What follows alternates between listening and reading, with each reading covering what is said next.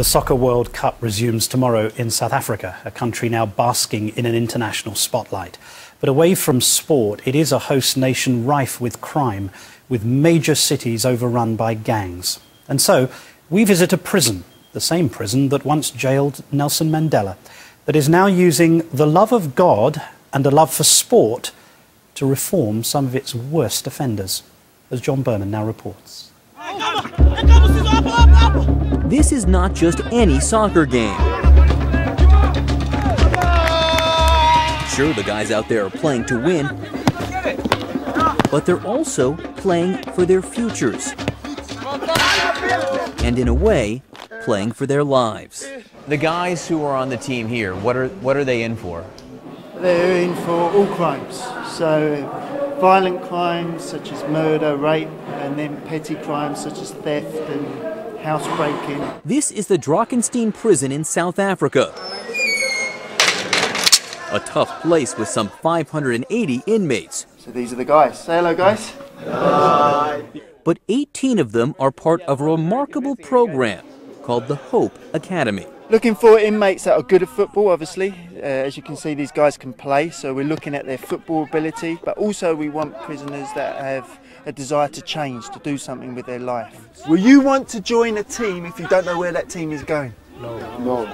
Mark Schlesinger from England is the national director of the Hope Academy. 1, 2, 3, vision! A group of Christian missionaries devoted to getting these inmates out of the brutal gang culture that permeates South African prisons, and instead to focus on their faith. I pray all in the mighty name of Jesus. Amen. Amen. Their future, and also football. Soccer, as we Americans call it. So, why soccer? It's a great way to get guys in, and it's a tool. As a Christian organisation, we use it as a tool to get guys in and then share our faith with them and encourage them and build them up. It's the bait. It says, you know, here's the sugar. Yeah. Come play soccer. Come play soccer, and then through that, over the year, we say, you know, look at these things that you can do in your life. These are more beneficial than being in a gang. He is asking for big life changes. 23-year-old Sempiwa Tingane is serving a 10-year term for rape.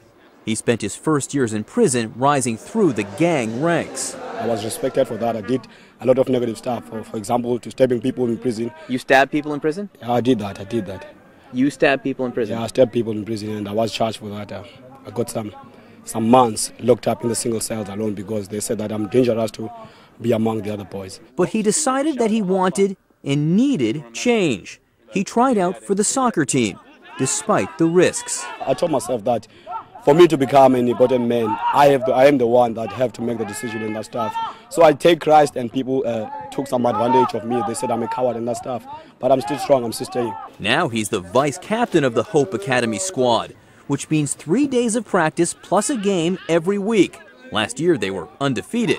Great stuff! But just as important, it means hours of life coaching, like this. With no vision, then the Bible says here, with no vision the people perish. So you could say, with no vision, this team, this academy will perish. The team lives together in this communal cell, which they have to keep impeccably neat. They must agree to live by a strict code. No violence, no drugs, no trouble. And each inmate has a proverb on his bed. It says, proud leads to disgrace, but with humility comes wisdom. Have you found humility in prison? Yeah, I've been doing so many good things for people, and people have done so good in me. What's more important to you in here, the soccer or the religion? For me, the best thing that is important is the religion, and the second one is because obviously I can survive without soccer. I can survive without soccer with God. But without God and just playing soccer, I cannot survive. That is what I believe. In, out, and out. This project is filled with an incredible sense of history.